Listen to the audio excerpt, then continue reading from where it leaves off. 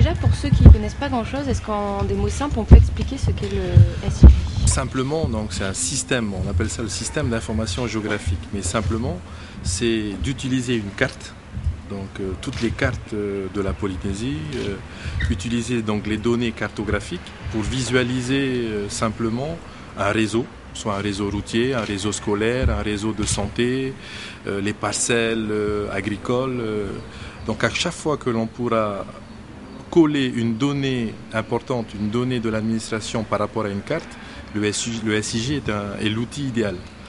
Donc aujourd'hui, tous les services, et vraiment tous les services, ce n'est pas juste l'équipement, l'aménagement et les affaires foncières, tous les services ont des données chez eux qui peuvent être visualisées sur une carte.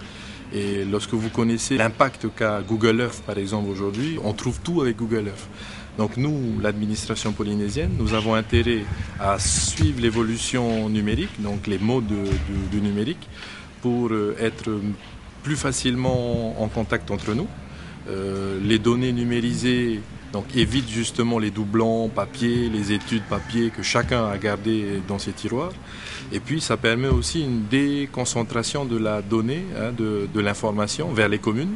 Lorsque vous allez dans une commune, les communes ont toujours besoin de savoir quel est le cadastre de la commune, les terres ou les terres indivises, les terres présumées domaniales. Elles souhaitent avoir un recensement des terres agricoles, etc., etc. Et donc lorsqu'on réussit à visualiser ça sur une carte, c'est beaucoup plus facile.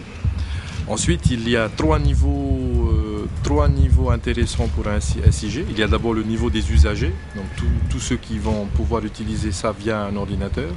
Il y a le niveau des producteurs de données, donc ceux qui vont apporter la donnée et modifier, donc eux aussi ont des besoins spécifiques. Et puis il y a le niveau des décideurs. Nous sortons d'une période de pluie, nous sortons d'une période cyclonique, et lorsqu'il faut décider d'aménager un quartier, d'aménager une commune, d'aménager une île, il est beaucoup plus facile de décider lorsqu'on a toutes les données sous la main, visualiser en quelques secondes un réseau routier, un réseau d'infrastructures publiques, visualiser les contraintes du terrain. Donc l'intérêt du SIG, c'est d'avoir des données sous la main, exploitables facilement pour les décideurs.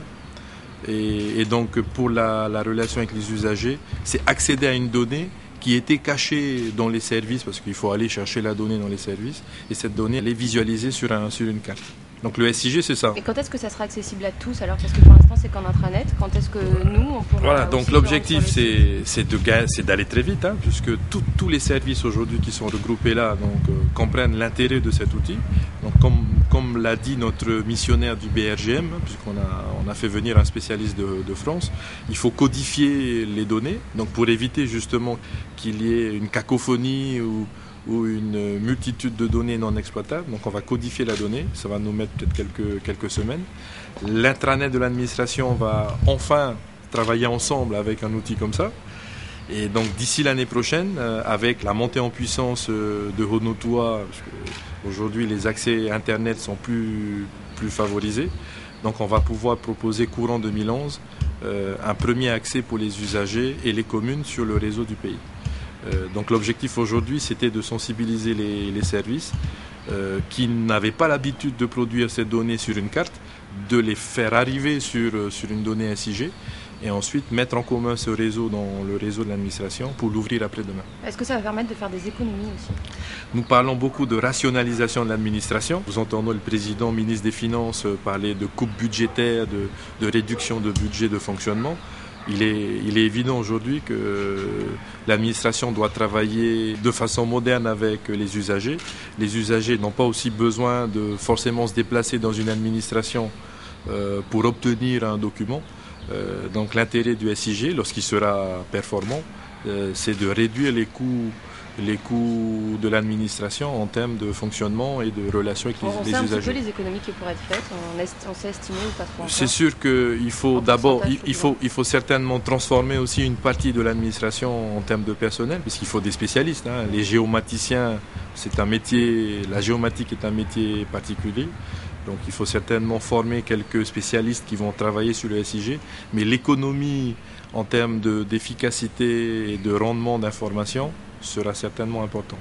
Et puis le lien avec les îles, lorsque vous êtes à Travor ou vous êtes à Rongiroa, ne pas être obligé de se déplacer pour obtenir un document cadastre, affaires foncières, équipement, urbanisme, etc.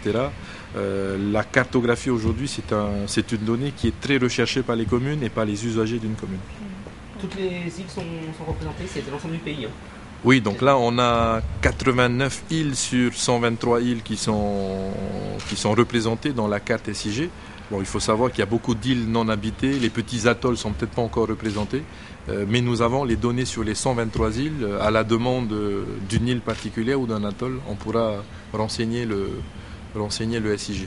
Mais l'objectif, c'est de toucher les grandes îles et 95% de la population. Juste, on parlait de compétences tout à l'heure. Il y en avait un qui s'inquiétait justement de ces compétences. Est-ce qu'elles vont être là ou est-ce qu'elles sont déjà là pour pouvoir assurer la maintenance de ce système? Nous avons, avec un service informatique du pays, déjà les compétences pour gérer le portail. Ensuite, il faudra certainement un petit pool de spécialistes dans un comité de gestion du SIG qui va piloter la production de données. Et puis un informaticien dans chaque service, et ça on l'a déjà, pourra être un peu le référent du service pour alimenter la donnée au niveau du portail.